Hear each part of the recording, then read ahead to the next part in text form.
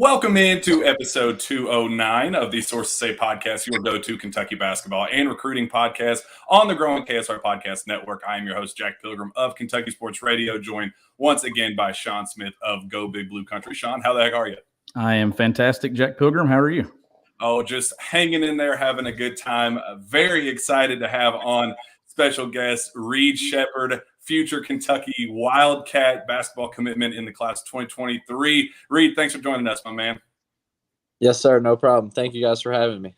Well, let's get rolling. It's been almost a year since you committed to Kentucky. Last November, you made it official, joining the class of 2023. Just what's life like as a future Kentucky Wildcat right now? Oh, man, it's awesome. I just get to sit back and enjoy my senior year of high school and have fun with my teammates and just enjoy the whole high school, my last year of high school, and just having fun and just really not worrying about anything and just going out and having fun and looking forward to the future for sure of getting up there at Kentucky. And, it's awesome. I couldn't ask for anything else. Was that part of the decision to just kind of get things over with? You knew exactly where you wanted to be and didn't want to have any stress, weight on your shoulders going into your senior year? Yeah, for sure. I mean, nobody wants to be stressed out your last year of high school, right? So that was kind of my goal. Once I figured out that I wanted to go to Kentucky, I talked to my parents about it, and I was like, I'm going to go ahead and do this thing and not drag it on out. Don't worry about all the stress that comes with it and just do it so I can go out and have fun and enjoy my senior year with my friends. Have you gotten used to the kind of celebrity status that comes with being a Kentucky Wildcat, going everywhere and, wanting your picture taken, wanting autographs and all that stuff?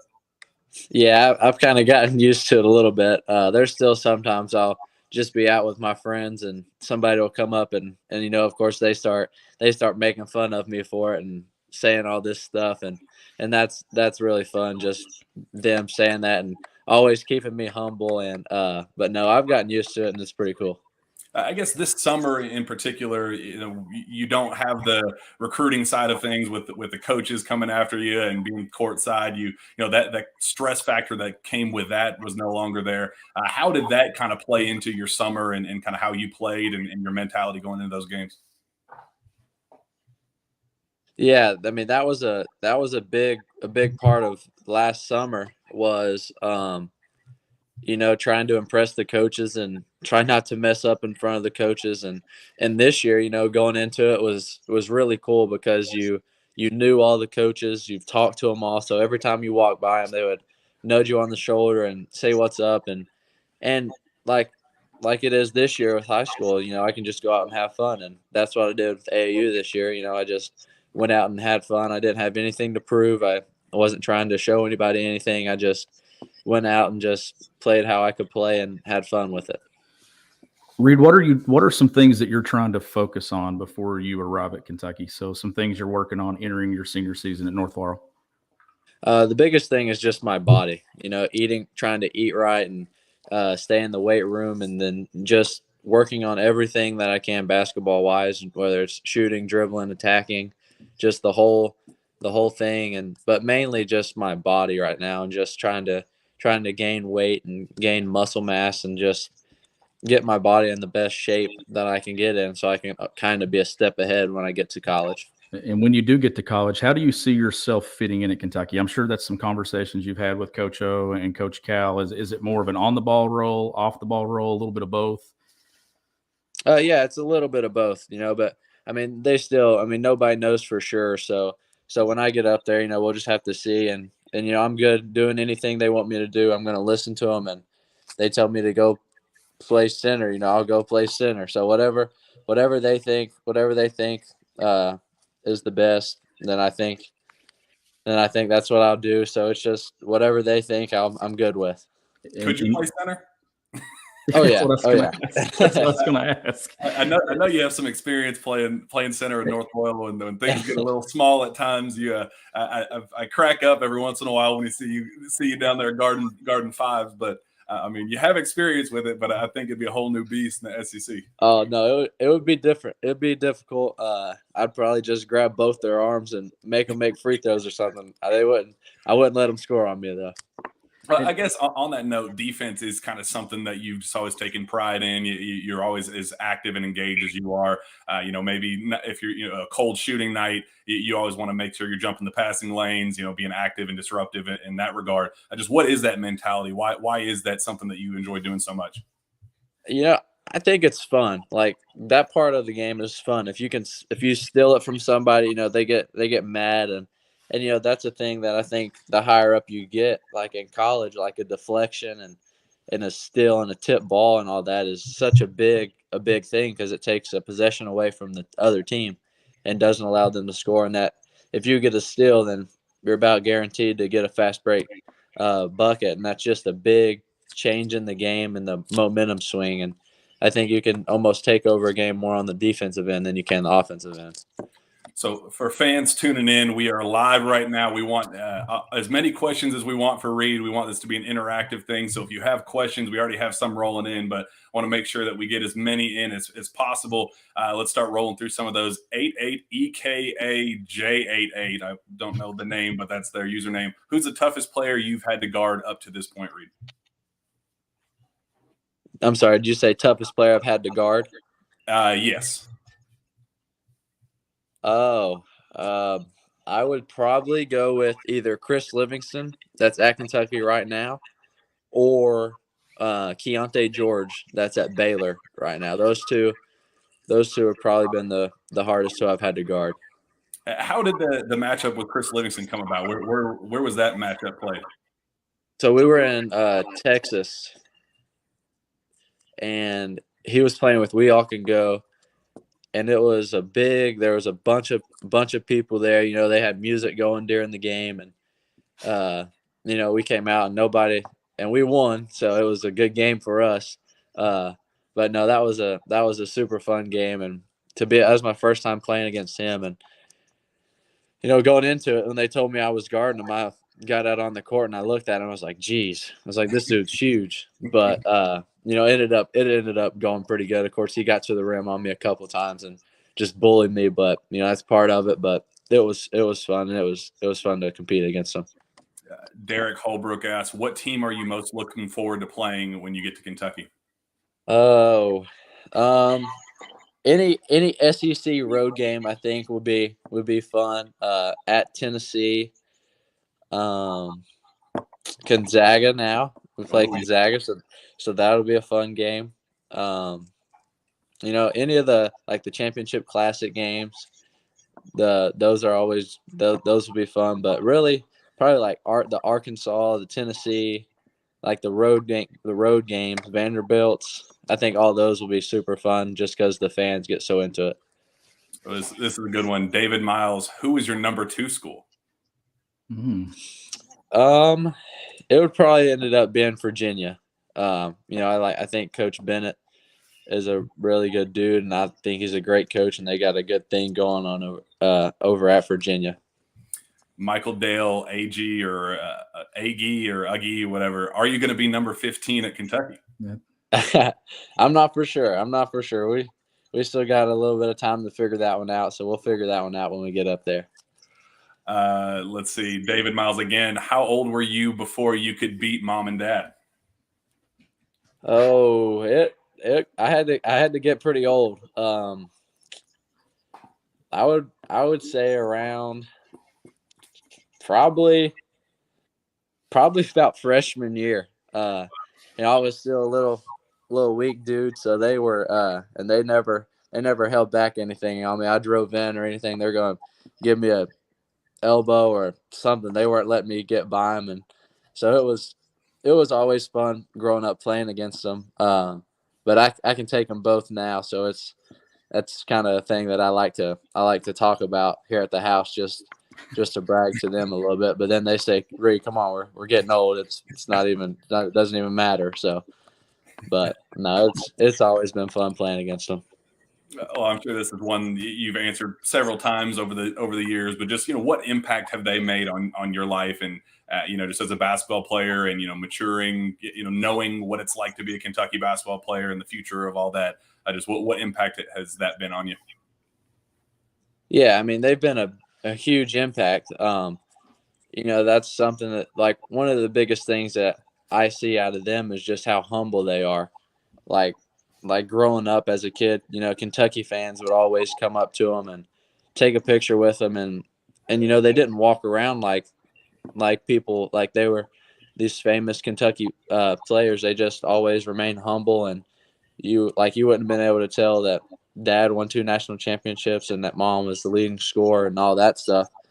But that's probably the biggest thing that I got from them is just being humble and be yourself no matter what.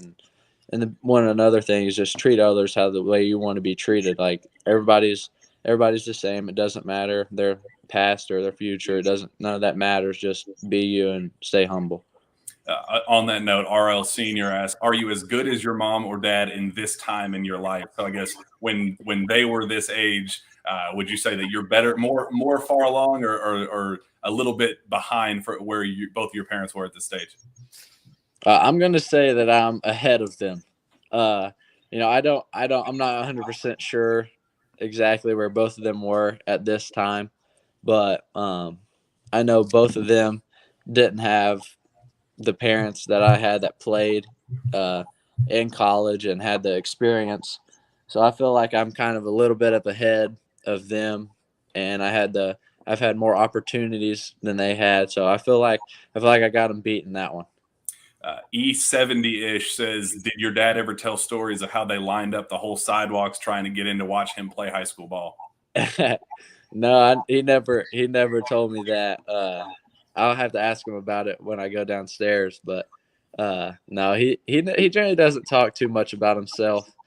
Him or mom, they're not those type of people just to always talk about themselves unless I get started on talking about them, and then they throw in something just to ag on to it. But no, he hasn't. I'll ask him about that one. Well, let's talk about some of your future teammates. Titanium Titan says, "Do you have a good connection with Rob Dillingham and Justin Edwards?" And I guess we'll start with those two. Yeah. I mean, we stay in touch quite a bit.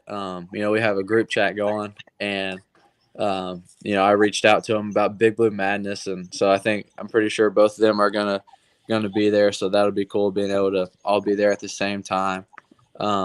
But yeah, I mean, I try to stay in touch with them and interact with them as much as I can, and they do the same. They'll randomly slide up on a story or do something. So it's pretty cool knowing them and knowing that we're going to be teammates in the year and just already getting a relationship started. How cool was that head-to-head matchup with Rob in Vegas, and all eyes on both of you guys, and kind of the first time that you guys shared the floor together, being able to do what you were able to do personally on the floor and kind of make a statement on ESPN National Spotlight, but also kind of doing so heads up against your future teammate. Yeah, no, it was really cool. Like you said, all eyes were kind of on us, and before the game, I was on my phone, and you see like all these edits that people have made of me and Rob, and that's what it is. It's like the Kentucky Clash or whatever everybody was saying, and that was a pretty neat experience because that's something like growing up that you always want to do, play on ESPN against one of your teammates, and that's just something that's really cool. And I was thankful to be in that opportunity, and I thought it was really cool being able to play against them. It's in terms of other potential teammates. Got to ask the question, DeAndre Watson, that says, "Do you think we get DJ and Aaron Bradshaw?" I hope so. I think we have a shot, but I'm not 100% sure. I stay in contact with both of them, so I hope we do. I think that'd be awesome. I think that'd be a heck of a team, and we would all get along really good. But whatever they decide is probably the best for them. So, but I sure hope we get both of them. We've asked you in the past, how much of a recruiter are you? And you said that you're all about it. You reach out to them often. Just what is a Reed Sheppard recruiting pitch look like? And how hard do you push to see if you can land some of these guys? Yeah, well, one thing I've said, well, first off, I just always start it with just like BBN, and then they'll text back, and then I'm just like asking them what they think about it, and then I just tell them like think about all the former players that Coach Cal has, and now look at him, like look at how he develops them, and just like think about what he can do with your game right now, and how much better he can get you and get you to the league or get you anywhere you want to go after college, and that's kind of my thing, is just how good he's been with like former players that are now in the league or overseas or anywhere making good money and having good careers, and that's kind of my biggest thing, is just like how he can develop you. A couple questions about who your favorite UK player is, and I guess we'll do a couple. Preston Floberg, and I think there was another one. They asked, who is your favorite Kentucky basketball player of all time? But then Tyler Garrett also asked favorite UK player, and I guess we'll say currently. So favorite player currently on the team, and then of all time. Right now,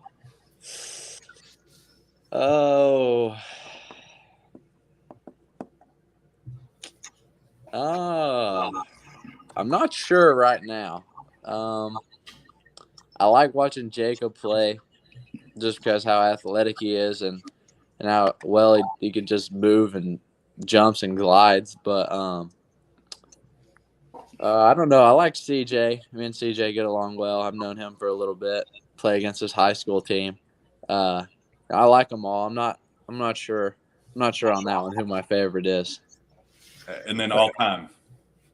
All time, I really like Josh Harrelson. He was always good to me, and he came to the house a couple of times, and he was always like play fighting with me and shooting basketball with me, and he was always super nice to me. And he reaches out sometimes and will check up on me, but he was one of my favorite players just because how nice he was to me, and just all how it didn't matter like that he was at Kentucky and I was a little kid. Like he would come through the house and play, and I thought that was really cool. I have a question for you. So someone asked you about wearing number 15. So I got to get your thoughts on the new jerseys. What do you think about those? I like them. I think they're sweet. I think they could have went two ways with them. I think they could have went like crazy and made some crazy jersey, or they could have went simple, and they went simple. So I like the simple jersey. I told Dad, I said, the shorts kind of look like your old shorts that you used to wear. But I think I like them. I think they're pretty cool. On that note, Reeds, I heard little Birdie told me around the UK program that there's going to be some retro alternates coming. Is that kind of a look that you would like? Some retro throwback looks that you'd like to rock when you get to UK? Yeah, I mean that would be cool. Kind of anything retro nowadays, pretty cool. They're starting to do that in the NBA. Get some retro jerseys, and all those are really cool. So, I think that would be cool, especially if we got some that Dad wore in his time, or I don't know if they would go older than that, but any type of retro would be really cool. I guess kind of on that note, just historically speaking, Branch Epperson asked, "Who do you model your game after? Is there a player that you kind of modeled, your shot, or just kind of just the way you play after?" Kind of Devin Booker. I watch him a little bit or a lot during the season of like how he can get to his mid range, and how like effortlessly he does that. Like that's his go-to shot. Like if he needs to make a bucket, he's getting to that elbow and shooting a little fadeaway 15-footer. And I think that's a big shot for me that I shoot a lot, is that little mid-range. And, I think I can look at him and watch how he creates space and can get to that mid-range, but then also get to the rim. So I would say Devin Booker is who I watch the most and try to get my game after. There are a couple questions in here about NIL. David Miles said, "How much did NIL weigh on your decision to be a Cat?" I know that was, part of your decision, building up to the, your commitment date and things like that. Just obviously that has to be, at least a small portion of it, knowing just kind of the potential that NIL brings, being a Wildcat, and the history of your dad and all that. Yeah, that's a weird topic. You know, when I was in the recruiting process, still, it wasn't like nobody really knew all about the NIL or anything. So, you know, I always had it in the back of my head, but that wasn't never a like a big topic that I always thought about. Like, I'm not going here because I won't get money or any of that. But you know, after I committed, well, after I realized that I wanted to go to Kentucky, you know, that's something kind of I thought about. I was like, you know, this can be a good thing for me with the NIL. You know, I'll have a good chance to make some money and do it for a good reasoning. So you know, it wasn't a big decision at all. But after I realized that, then I started thinking of how much that would like how cool that would be that I can do that. And you already got to partner with pro camps, and you hosted your first youth camp. So even if it's not about the money side of things, but you're now able to kind of use your platform to do good and to kind of pass your talent, your experience on to the next generation. So I guess how important is it if that NIL opens up those doors for you? Yeah, I mean that's an awesome thing that I can do. Because I remember growing up and like I would go to uh, Josh Harrelson or Jared Polson would always have camps, and like I would always go to those and that was always a cool moment for me as a kid, like being coached by them and like them giving me advice and helping me on my game. And you know that's something that I think that little kids look up to. Like I think little kids will look up to me if I'm like nice to them and like teach them how to play. And like that's a cool thing that not everybody says they get the chance to do. And like I always thought that was cool as a kid. So now me being able to do it with younger kids is really special. Reed, I've lived my entire life in the 606, so I know how big your commitment to Kentucky is, and I know that you've got to see firsthand what BBN is about.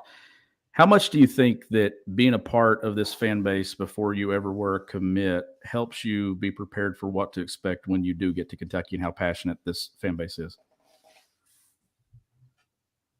I'm sorry that was cutting out the whole time. I didn't hear you. I'm sorry. So I was telling you that I've grew up in the 606 area my entire life. I've lived there my entire life, and you know how passionate these fans are, these Kentucky fans, and you've got to see that firsthand your entire life. How much do you think that helps you getting to Kentucky, knowing how passionate and seeing this fan base for basically your entire life? Oh yeah, I mean they're the best fans in the world. You know they're at every game as loud as they can be. You know it's crazy because they're always like that. They're crazy, like they're insane. You know no matter where you are, they're gonna no matter if it's home or away. There's always gonna be Kentucky fans there. Um, and you know that's what you want. You want a fan base that follows you everywhere, and that like if they see me out in public or anything, they're always yelling and coming up to me and talking to me. And you know that's awesome. That's what you want in a fan base is crazy people that love the team and love Kentucky. And you know I think it's really cool that like I'm not even at Kentucky yet. I've never played at Kentucky, and the fans are already like coming up to me and talking to me. And you know that's an awesome thing. Like I don't know what it'll be like when I get to Kentucky. You know how much like I think it'll be even more crazy and like going to Big Blue Madness and seeing all the fans and like they're so excited and have a passion for it. So that's really cool. And on that note, the passion of the fan base, it bleeds into the UK U of L rivalry. Andrew Luttrell asked, what will it be like to play in that Louisville rivalry? Oh, I mean that'll be awesome. You know that's a game that I always watched as a kid, and like you know that's one of the games on the schedule that I was like we gotta win. Like we can't let Louisville win. And if when they did, you were kind of just like sick to your stomach, even though I was like a young boy and it didn't even matter to me. But like I still got sick to my stomach every time that they would beat us, and that was just a thing. Like you never want to lose to Louisville. Uh, so being able to play in that'll be awesome, and I'll try my best not to lose against Louisville. I'm sure fans will certainly love that. Jack Nesbitt asks, what's your favorite all-time memory as a Kentucky fan growing up? Uh, one of my favorite things was probably just going to all the games and just like being a part of it. You know, like being a part of it, going and sitting in the crowd and like seeing how crazy the fans are and how fun the games are and all that, and just being a fan. You know, that's probably been my favorite part about it. Growing up was just like going to the games and like watching all the players and the fans and the coaches, and being able to sit there and have fun watching the game and cheer for them, and you know, that was always fun. And you know, it was always cool being able to go in the back of the locker room some games with dad and walk around the gym and practice facility and all that. But I would say just the like going to the games and being a part of the fan base was really cool.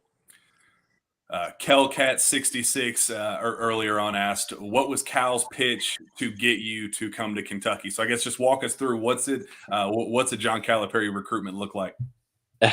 Well, he watched me play, and the game, it meant a lot to me because the game that I played really bad.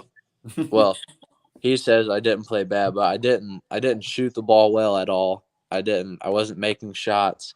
But, you know, he called me after that and he was like, I always want to watch a player play when they're not playing their game, like they're not hitting shots.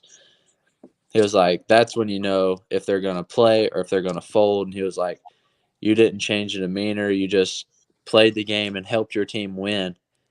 And, you know, he was like, that's what I'm looking for. He was like, I'm not here to recruit people that don't make shots and get mad and quit playing.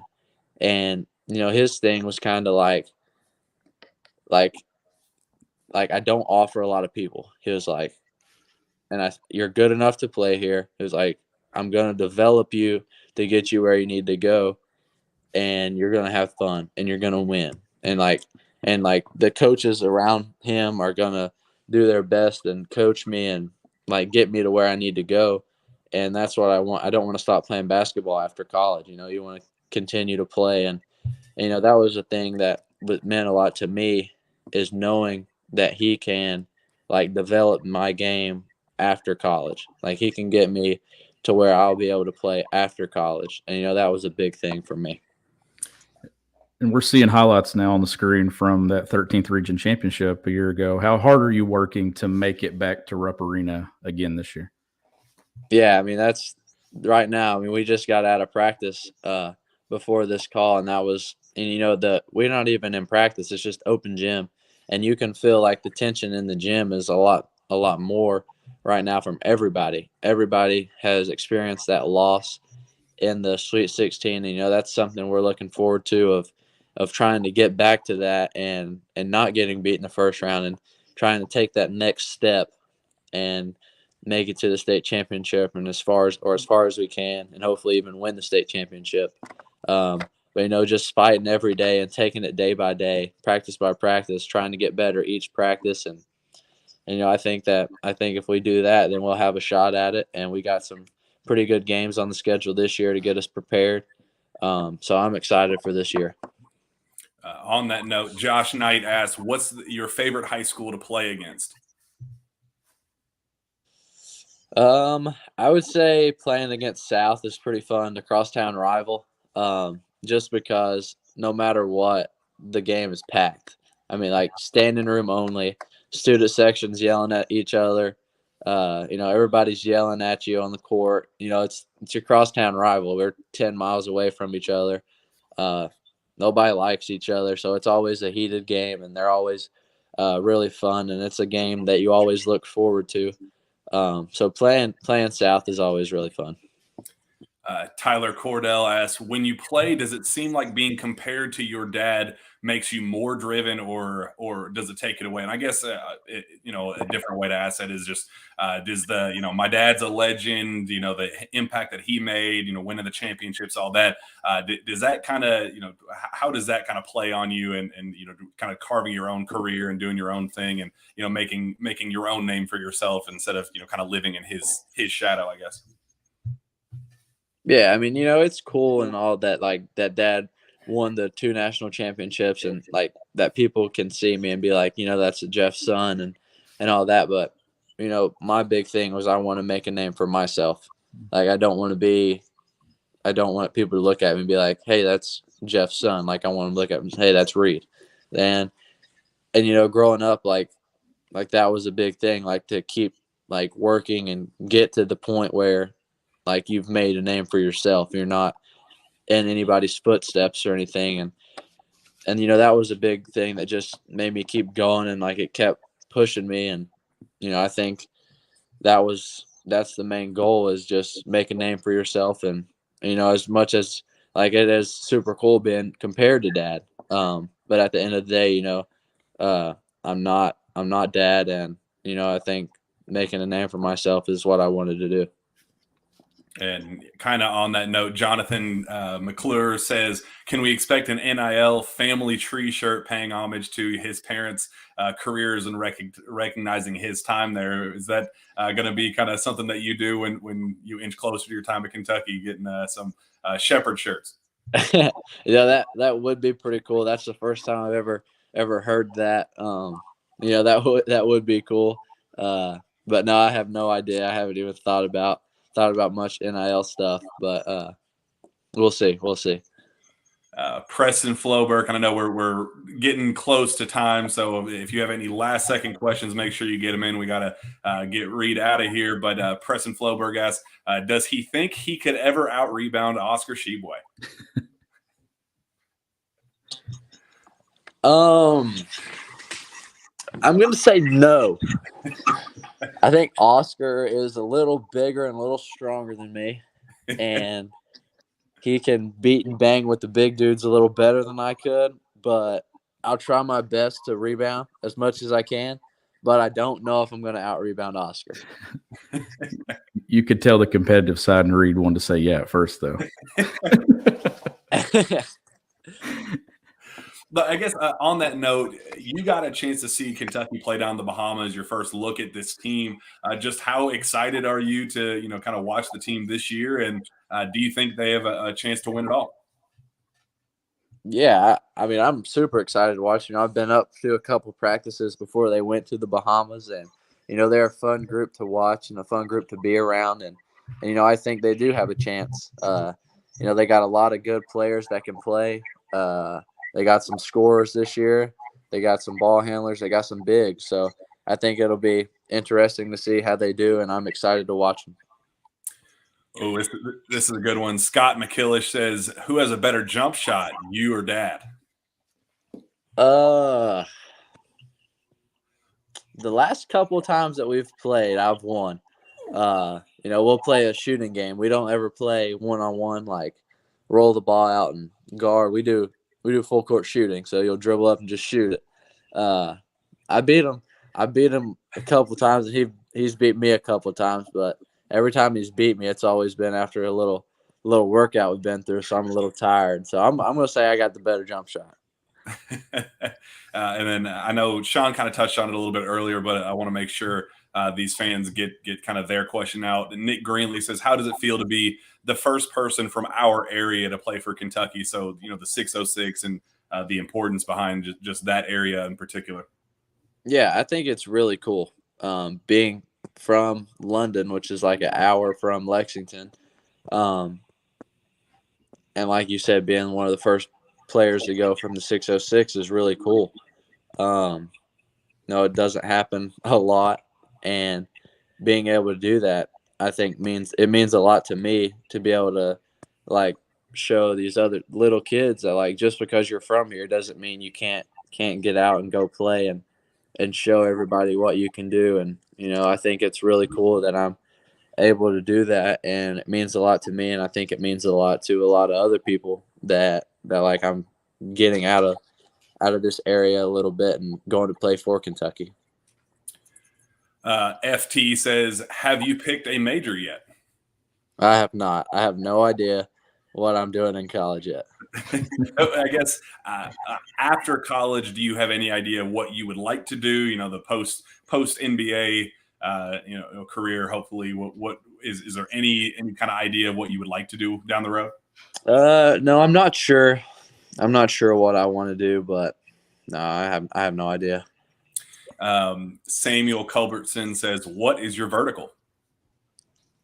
I have no idea. I haven't done a vertical. Actually, I take that back. We did one at an Adidas All-American camp, but I'm not sure. I'm not sure what it was, so I don't know the answer to that one. And I think it's kind of an interesting question, just kind of NBA dreams and things like that. Branch Epperson says, will you stay all 4 years? I know it's kind of putting you on the spot, but just curious from your perspective, how you approach that question from fans. Yeah, I mean, right now the goal, that's the goal, is 4 years, stay 4 years, and I don't want to go. I'm not don't have in my head I'm going 1 year and I'm leaving. I'm going to do right now. I'm doing all 4 years, and we'll see when I get there what happens and how it plays out. But as of right now, I don't have in my head I'm a one and done or anything. I'm going to college for 4 years and gonna do whatever I can to keep getting better and help the team win. So right now, I'd say 4 years. Just running through some of the questions and comments. BCW says future first round pick, so maybe they obviously see a bright NBA future for you. Joey Tackett, hey Reed, can't wait to see you play. Love watching your dad, but I think you're going to top him. Yes, sir. A bunch of thank you for being a Kentucky Wildcat comments and questions. Just appreciating you. So just fans making it very clear that you are very much appreciated for being a future Wildcat. Thank you, guys. I'm glad to be a Kentucky Wildcat. Cool. Let's I know we're short on time, so let's get you out of here, Reed, man. Thank you so much for joining us, and we look forward to having you on again here soon. Yes, sir. Thank you, guys. I appreciate it. Appreciate you, Reed. Thanks, Reed. Well, Sean, how about that? That was a heck of an interview there with Reed Sheppard. That kid is he's something special. Was that the biggest guest we've had on Sources Say? Has to be up there, right? Seth Greenberg would tell you that he's the biggest, but I think Reed's got to be Jacob Toppin's up there. I mean, we've had some big ones, but yeah, Reed, and he's right. Like you, there's not a lot of kids from this area that get that opportunity. We've seen it on the women's side now quite a few times. Macy Morris, Blair Green, Cassidy Rose there. But to have a kid like Reed Sheppard get to represent this part of the state, and that's what I was getting at with that question of he's lived in this fan base. He grew up with his dad as a national champion, his mom a decorated player at UK. He knows the pressure that's on, and a lot of these kids, like let's talk Rob Dillingham, Justin Edwards, they didn't really get the Kentucky effect until it got to being that time of being recruited. They understand Kentucky. Reed has lived Kentucky, and I think that's a big advantage when you're stepping into that spotlight. Like me and you've watched him, he does not back down. He likes to talk and stuff when he's out there. We saw him this summer. We saw him last summer. He plays with a chip on his shoulder. He plays with an edge. And I think to succeed at Kentucky, you have to do that, especially if you're an in-state kid. I mean, he flat out said, if Cal needs me to play center, I'm playing center. I mean, I personally, I love the kid, but I never want to see him play center at Kentucky. Just him talking about the idea of going a heads up against Oscar Sheboy had me laughing very, very hard. But just his mindset of, if that's what I'm needed, then you better believe I'm gonna make my presence known down there. I'll foul you. I'll get my 5 fouls and make it worthwhile. But I thought that part, yeah, I completely agree. That kid is he's a competitor. He's a winner, and I think that's kind of what's gonna separate him when he gets to Kentucky. Yeah, and he knows the Kentucky effect of the fans. We've seen him multiple places, kids lined up after games wanting autographs from him. Like he's going to know what it's all about being a Kentucky Wildcat before he ever steps foot on campus. And I think he's a kid that's going to succeed, in large part due to his versatility with on the ball. He's a great passer. How many times have me and you watched him grab a rebound and throw it the length of the floor to someone for a layup? Like an excellent passer, high IQ. He will play minutes as a freshman at UK regardless of who's in that backcourt. Well, and we talked about it that his summer, we had Travis Branham on last week who said that they didn't see what they wanted to see out of Reed Sheppard this summer on the circuit, just in terms of ranking. But me personally, I saw exactly what I wanted to see, because he proved that he can be an impact player when his shot's not falling. He can be a guy that doesn't need to be that assertive, dominant scoring presence. He can fit into a system as well as any player I can remember seeing in recent memory, just in terms of, like we talked about, being disruptive defensively, making the right reads, making, the high basketball IQ stuff that really doesn't get shown on the box score. That's what Reed Sheppard does. And he doesn't do things that will get him taken off the floor, if that makes sense. Cal's a guy that he is going to play guys if you're going to defend, if you're going to make the right reads, and you're going to be a good teammate. And that's exactly what Reed is. And I think that's what he showed this summer. Well, the biggest thing to me with him is I don't see Reed as the player that you can pigeonhole into doing just one thing. Like, he's not just going to come to Kentucky as a jump shooter. He's not going to come to Kentucky just with a reputation of being a passer. Like, he can do multiple things with his game, and I think that that's going to benefit him and help him get minutes early. And like I said, he plays with a chip on his shoulder. He plays with an edge. We saw him play with really good competition against really good competition. I thought that was the biggest takeaway from this summer and the spring, was the level of talent that he played with. He's well coached, one of the most fundamentally sound players that you will see on the circuit and going into college basketball next year. I think he plays minutes, and I think he has a role right away.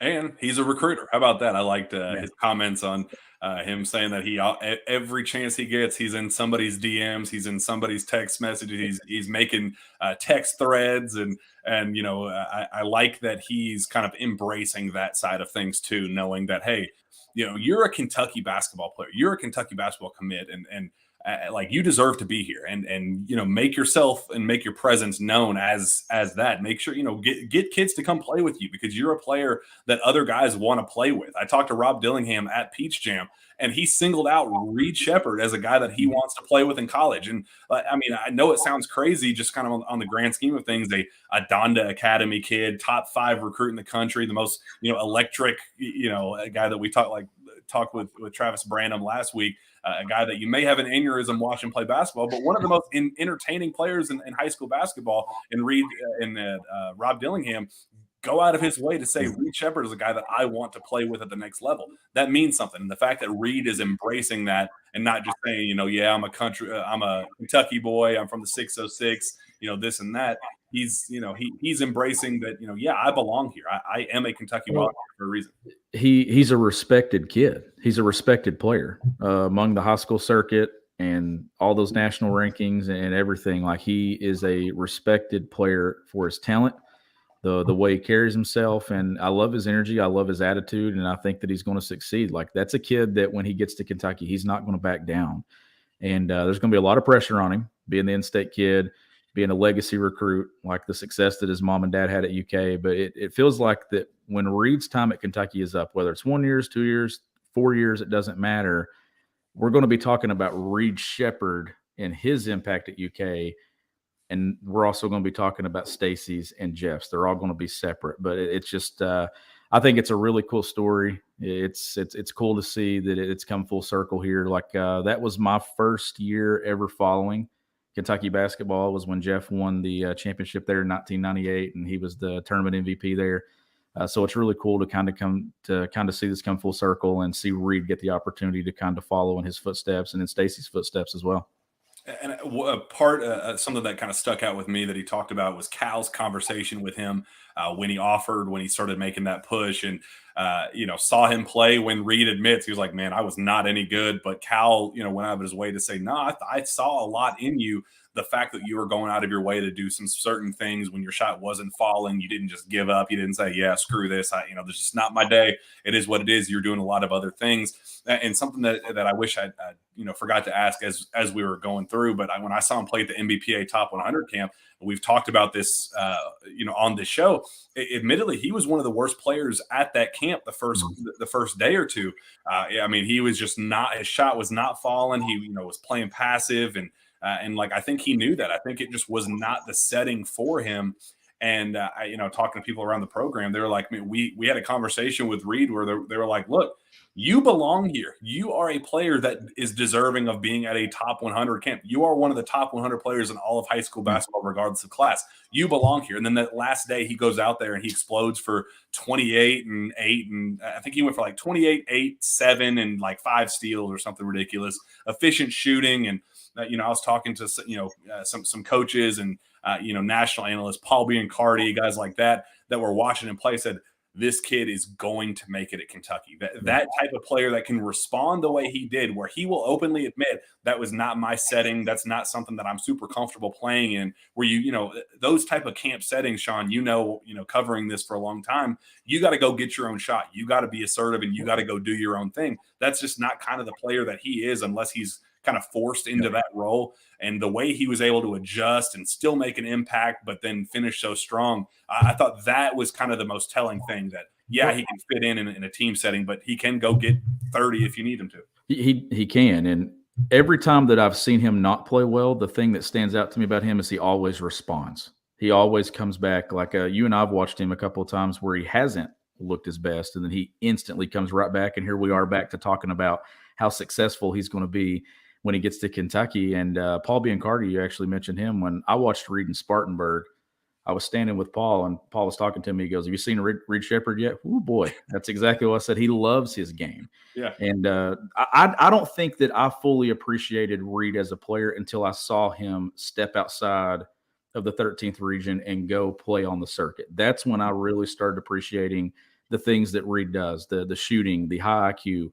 He's a committed defender. I think that's going to be an area where he's going to focus on, and I think that's how he gets on the floor as a freshman, is to defend and guard his position and take care of the ball and have that versatility to play on or off the ball. I don't care who the guards are. There's going to be a spot for Reed to earn an opportunity and play some minutes. And the thing with Cal, this wasn't just a scholarship offer just because of who his dad was and who his mom was. They went 4 deep for him that summer, and he impressed. And then the offer followed. It didn't take long. Yeah, the kid's going to play. The kid can play. He's very good. This isn't just like you said. This isn't just a kid that got an offer just for the sake of getting one because he's a Kentucky kid. He is somebody that is absolutely deserving, and I think he proved that this summer, and I think he's going to continue to prove that again his senior year. I know we're not Reed Sheppard, and I know the questions. We're just talking basketball, and so, but we will still answer questions if you have them about recruiting, about whatever. We got probably 10 more minutes or so we'll hang on here if you'd like. FT says, how does Reed compare to Derek Willis, Dominique Hawkins, and Dante Allen? Sounds like he will play a bigger role than they did their first years, for sure. Completely agree. I think he will absolutely play a bigger role than all 3 of those guys. I think so too. And the thing, I was using the term pigeonholed there, and I think that Dante kind of got pigeonholed into just being a 3-point shooter, which I can, if that doesn't fall for you, then it's kind of setting you up to not have anything else to rely on.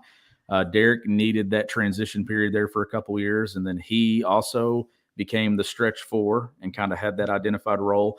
I think that Reed can affect the game in some different ways. I think that he, like I've mentioned, his versatility. I like his size. He's a guy that I'm interested in seeing what he looks like physically now when I see him the next time. As he said, he's been working on that frame, and that's a frame that he can add some size to it. So I just think that he has an ability instantly in college basketball to play a more significant role than those other in-state kids did. And let's face it, Derek Willis was successful. Dominique Hawkins was successful. But this is a kid that climb to that level of 5-star, high 4-star status. Like, this is a different caliber kid walking into the program, and it's not because of who his mom and dad were.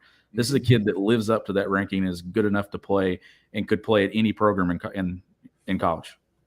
Well, I appreciate Reed coming on, and we could talk about him all day. Clearly, we have several times, Sean, but there's some other news going on in the world of Kentucky basketball, and we'll hit on some of those things before we wrap up. Starting to take shape now, isn't it? It's really starting to play out. It is absolutely doing so. We have a couple questions on the biggest news, I think, of the week. Aaron Bradshaw setting his commitment date, November 16th. Preston Floberg says update on Bradshaw after he set a commitment date. Andrew Luttrell says, what's the latest on Bradshaw if you had to lay the odds on Kentucky or G League? It's very complicated. Very complicated. I don't think a decision has been made. I don't think that he has, privately let anybody know that it's a done deal. I think that Kentucky is still very, very confident in where things stand. I think that it is trending in a positive direction for Kentucky.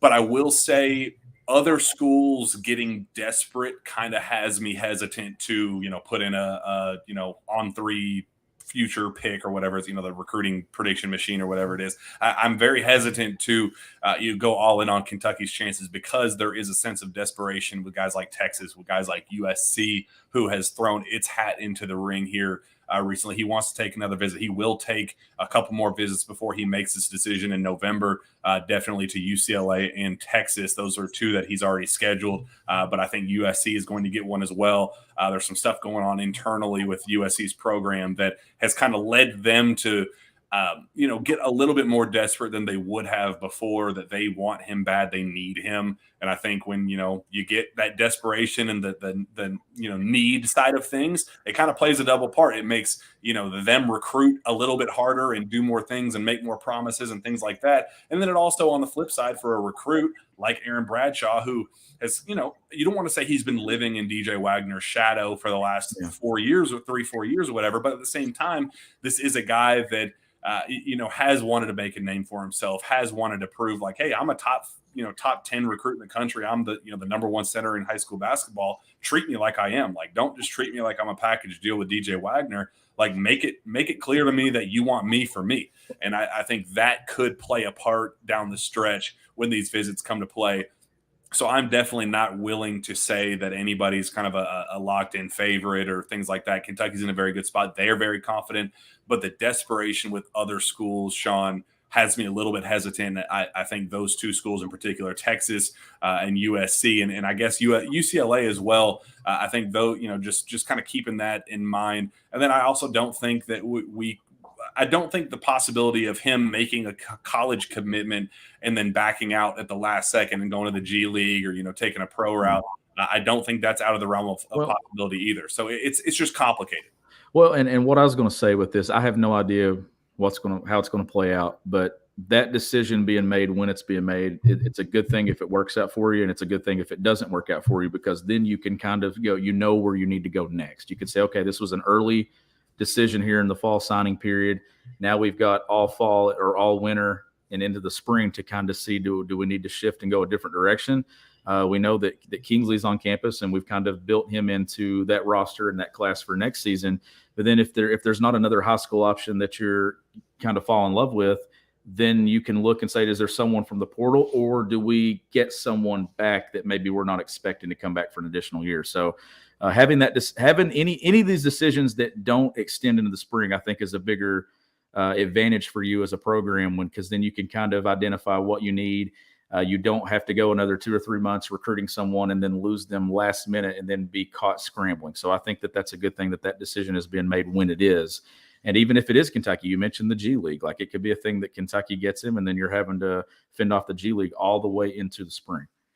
Yeah. And again, I think Kentucky has all the leverage in the world here, because he is, to put it lightly, he's not a need for Kentucky. And I don't think that he would even acknowledge himself personally as a need for Kentucky, because you have Ugonna Kingsley Onyenso, who is penciled in. We had Travis Branham on last week, who I think put it very well. So he's a project big, potential 3-year type of player. He's going to be an immediate impact guy for what he is. It kind of reminds me of Nick Richards, where he was going to produce immediately in some regards, but he's going to struggle in other regards that it's going to keep him off the floor. He has those physical traits that are going to put him on the floor, and then some others that may take him off. And I just think it's going to be a process with him. So I don't think that there's any rush to bring him along, and there's certainly no rush on his side to be an NBA player, go to the draft. So you can pencil him in as a guarantee back for next season. And if it works out that he plays into being a draft pick this season, then good. That means Kentucky's freaking incredible, and you have your 10th man making an impact to be a draft pick. That means that Kentucky's very likely winning in the national championship. Well, that would be a good scenario for Kentucky. But you have him. Oscar Tshiebwe very well could come back, and then you have Lance Ware still right there. You have a good core group of centers that you want. Aaron Bradshaw, it'd be a very nice thing to add, but it's not one of those things that it's do or die if you don't get him. I agree with you. And I think Kentucky is in a good spot across the board when it comes to what the roster looks like next year. I think that they have some security there with a couple of guys that have extra years if they want to use them. We've mentioned Xavier Wheeler. We've mentioned Antonio Reeves can play 2.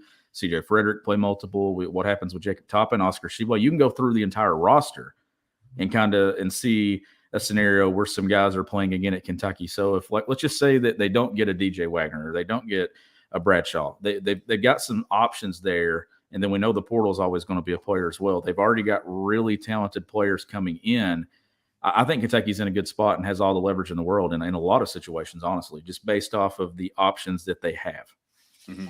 Preston Floberg asked again, any other update on DJ and Ron? DJ, I think it's much of the same. I still think Kentucky is extremely confident where things stand. I've said on the show several times, maybe I'm wrong, but I just don't see that as a recruitment that Kentucky loses. This isn't one that Cal loses. I've said before that Kentucky has the mindset of we love Kenny Payne. We love, we hope that he gets all of these recruits. We hope that he, they win a bunch of games except for the one against Kentucky, and they hope they get a bunch of recruits not named DJ Wagner. I think that's kind of the mindset that Kentucky has, and they're going to do whatever it takes to make sure that they do not lose DJ. That's just one that I maybe I'm wrong, but I just don't see Cal losing that one. I don't either. I don't see it. I think that Kentucky has a lot of momentum there. I think that they've always been, to me, the favorite in that recruitment, and I just think that I would be shocked. I'd be surprised. Like that is. And when you look at Cal's contract and the way it was written with this, and ambassador of the program, if he wants to retire, it's not some secret that the contract was written the way it was for after next season because of DJ Wagner. I don't think that's a secret. I don't think that's some surprise that UK is trying to keep. The contract was written in that way specifically to make that type of statement that if Cal wants an out, if Cal wants to take a step back and say, you know what, and I don't think he will. Before I was thinking that he would use this year as his as his, I want to run this back with Oscar Sheboy and all that, and try to compete for a national championship. I think that was the case, but I think before my thought was that he was going to get DJ Wagner, and that was kind of going to be his last hurrah, close things out with, with his first one and done, and then close it out with his last one and done. I kind of had that mindset going into it. But after some conversations, I talked to him at fantasy camp just this summer, where he did not sound like a guy that was ready to hang it up at any time soon. He made it very clear that talking 4 or 5 plus years down the road. So there's some renewed energy there, it seems like, and they're getting back to a philosophy with recruiting, and they're doing some different things with recruiting, offering guys sooner. But that stretch of getting Rob Dillingham and then a month later getting Justin Edwards, that felt like old Kentucky basketball. That felt like the early 3 to 4 years of John Calipari getting elite commitments back to back like that. And then you're hopeful that by the time the fall signing period arrives here, in that early signing period, that they do it with a DJ Wagner and a Bradshaw back to back too. We know Kentucky and John Calipari like to flex their muscles, and they like to do it on a national stage. You beat Michigan State in the Champions Classic, and then you follow it up the next day and get a big commitment like that. That's Kentucky basketball. That's what they do. Last year it was Case and Wallace when we were going to New York to watch or cover Kentucky playing Duke. So there's always one right around that Champions Classic window, and then maybe this is the one. Maybe they get 2. That would be tremendous. Press Floberg again asked about Ron Holland. I don't think Kentucky is a landing spot. And Travis Branham was on our show last week and said that there's he thought that Kentucky was going to be, 4th place in that recruitment right now behind Texas, UCLA, Arkansas. It didn't bring up the G League, but definitely thought Kentucky was behind those 3 schools. And I've heard similar things that I think this is a kid that, again, kind of like what we talked about with Aaron Bradshaw, that there are other schools that are very desperate to land Ron Holland and have kind of made him the number one priority in their recruiting classes. Texas in particular has done a tremendous job. Arkansas has done the same thing. Has basically said, you are our guy. We are going to do whatever it takes to land you. And I think that Ron's a type of kid that is definitely feeling that type of recruitment. And he likes that, all that positive attention and just kind of hearing all the good things. Things could change the way that we, saw with Justin Edwards, because he was a kid that liked that same kind of pitch at the heat of his recruitment. And then I think he kind of realized, maybe being at a place like Kentucky is better suited for me. I think that definitely changed last minute for Justin before things trended, momentum shifted entirely in Kentucky's favor. But I don't think that's going to be the case with Ron. If you follow his parents on Twitter, his mom especially, she's basically all but saying that a decision is coming up shortly. We're sitting down, we're ready to make a decision. His dad said the same thing. Shoot, Ron this week put out a tweet with just like an hourglass emoji, Sean, indicating that a decision was coming for him as well. So I don't like where Kentucky is at this point, and I think it's just kind of one of those things that they would like him, and they really liked what they saw for him, but I don't think it's necessarily a do or die type deal for him either, because I think they like some of the other pieces that they have coming in and who could be returning next year and things like that. So I'm not feeling Kentucky's chances for Ron Holland, especially DJ. Still think that Kentucky's in a very solid position for there. And Aaron Bradshaw, I like Kentucky's stance, but it will 100% depend on how the official visits go to UCLA, Texas, and if USC gets involved the way I think it could complicate things. Let's wrap up with this, Sean. Andrew Luttrell says, "Will Cal get his practice facility?" I think that's kind of a good thing to end it on, because me personally, I think he's going to do whatever it takes to get that practice facility, even if it means he has to pay for it himself or get the funds himself. Yeah, he's going to start digging ground on that thing pretty soon. He's going to pick where it's going. So I do think at some point he will get it. I think so. And I don't know. It'll be interesting to see. But I do think that, like you said, someone will pay for that thing, whether it's former players chip in and pay or something. But I do think that, and that's the stuff that you're talking about there that doesn't sound like a guy that's wanting to hang it up anytime soon. He's wanting, and that facility is not going to be built just like right away. Like that is something that's going to take some time. The plan to be put in motion and everything for this seems like a guy that's going to be around for a little bit longer. I think he's going to be here long enough to see that facility get built and see it built the way he wants it to be built.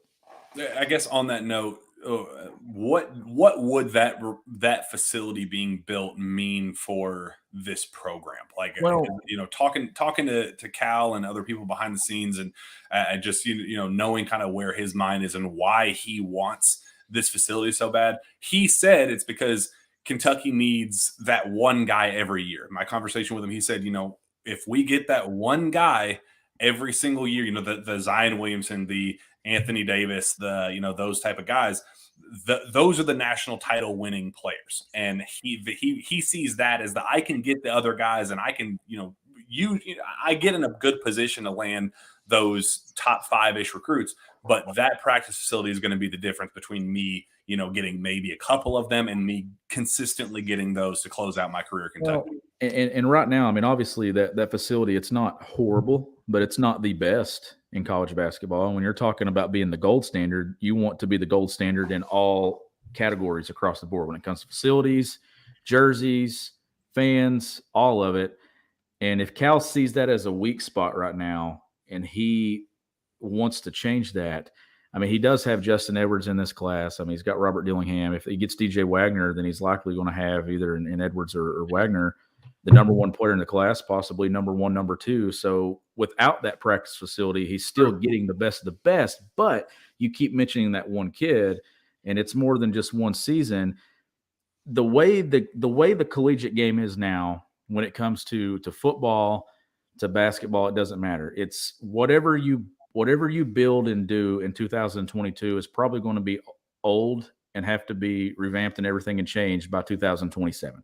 Your approach, and you're going to have to modify. You're going to have to change some things about it. If this is what he thinks needs to be done, then I think that Cal is a guy that he knows. He's done this thing for decades now. He knows what needs to be done, what needs to be changed, what needs to be pushed, what needs to be prioritized. Getting a new facility, I think it's a big step in the right direction to Kentucky being the cool factor. And let's face it, it's a program that it lost its edge for a while. I mean, you're no longer the all-time winningest program in college basketball. You can no longer say that right now at Rupp Arena and before games and on graphics. You need to get back to getting that edge. I think they're closing in on that again. You're seeing them recruited at that level that they used to. Getting that facility, I think, only solidifies that even more, because you want to be the best of the best in everything that you do as a program. Absolutely. Let's get out of here. Somebody asked, Corey 15 asked, what about Ian Jackson? I like Kentucky's chances with with Ian if he stays in that class of 2024. I think he's arguably Kentucky's #1 target in that class. As we talked with Travis Branham last week, it gets complicated if he reclasses to 23. It depends on what happens with DJ Wagner.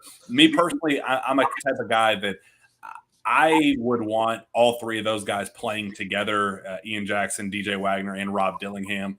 But I don't see that unfolding, especially with Justin Edwards. Well, especially with Justin Edwards there. Had Justin gone to Tennessee, I definitely think Ian would have been a serious option, but I think that definitely followed things up. Because you could run a 3-guard lineup with those guys, but in a perfect world, you get DJ Wagner in 23 and Ian decides to stay in 24, and then that's your guy in 24 in a perfect world. Like if it plays out to where you can get a talent like that in 23 and in 24. But if something were to go in a different direction with DJ Wagner, you plug Ian Jackson into this roster, and you're still talking probably a preseason #1 team in college basketball. But DJ Wagner is the main piece. But to me, the perfect world would be that Ian stays in 24 and comes to Kentucky as that. If not, he's going to go elsewhere and going to be a very, very talented player. Kenzel Cole asked, Jack, who's the best non-blue blood? I guess school or I mean, that's a good question. That's a great question. Would you want to classify Gonzaga? I think that's probably a safe way to me. And that's the thing. Like, has the blue blood definition changed? Like, do we still consider UCLA a blue blood? I mean, historically, yes, but currently, no. Currently, no. Like, currently, your blue bloods would be Kentucky, Carolina, Duke, Kansas. And that is there anyone that's creeping into that territory? If Villanova would be a recent because of winning multiple championships and things like that. I'm going to say Villanova. Yeah. Look, I just think I think so too. If Gonzaga, I mean, the success that he's had, man, if they'd won one of those national championships, but they're right there on the doorstep though. Like that's a program that I'd love to see Gonzaga in a Power 5. With the way the conferences are moving and all that, it would not shock me. Well, Sean, I think that wraps up all of our. I mean, what a show! I mean, we're talking recruiting, we're talking Reed Sheppard. He was tremendous. Really appreciate him coming on. We were going to go former player this week, and then I hit you with, why don't we get Reed Sheppard on? And it was, I mean, I knew the fan engagement would be probably the best it's been. Like I'm willing to bet when we see numbers and stuff here and everything. Like a lot of people tuned in, a lot of people excited about Reed Sheppard. I think it was a great episode. Yeah, and I really appreciate that our fans have been as engaged as they have, asking the questions, and like this whole YouTube setup has definitely kind of been a game changer for us. The numbers are still exactly where they were before with the audio only, and then they're like doubling just because of the YouTube numbers as well. So that part's been awesome. Really appreciate all the feedback that we're getting in this regard. The questions, the engagement, the likes, and all that stuff. That is 100% been a game changer for us. And now that we're getting into this period where, I mean, basketball media day, SEC media day stuff coming up, there's going to be more episodes weekly than just the one that we're doing right now as the content, ramps up. And we get into October, probably be doing 2 or 3 episodes a week as the content arrives. But this feels like the episode to where this is a for the fans episode. Mm-hmm. Like this is where you get in here and you engage and you all kind of dictate and carry the direction of the show. You ask the questions because we don't have you on the other episodes. Yeah. Plenty to discuss moving forward. And yeah, like you said, are you planning on going down to SEC Media Day? Is that a trip in your future? I've been planning it. I was thinking yesterday that I'd like to make that trip. Are you going? I think Zach and I are planning on going, so we could have some live sources say in person, not having to do the side-by-side thing. We'll be together in this beautiful format. So I haven't seen you in a while, so it'd be nice. Yeah, it'd be a lot of fun. But yeah, Sean, let's get out of here.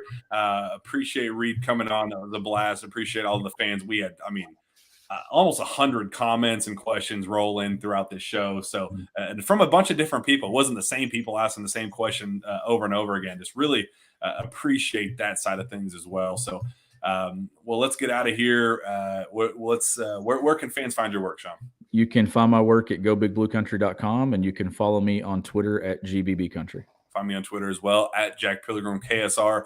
Reach out to me via email at jpilgrim@KentuckySportsRadio.com. With that, we'll be back next week, same time, same place, Tuesday night, 8 p.m. For another Jam Packed Sources Say podcast. We will see you then.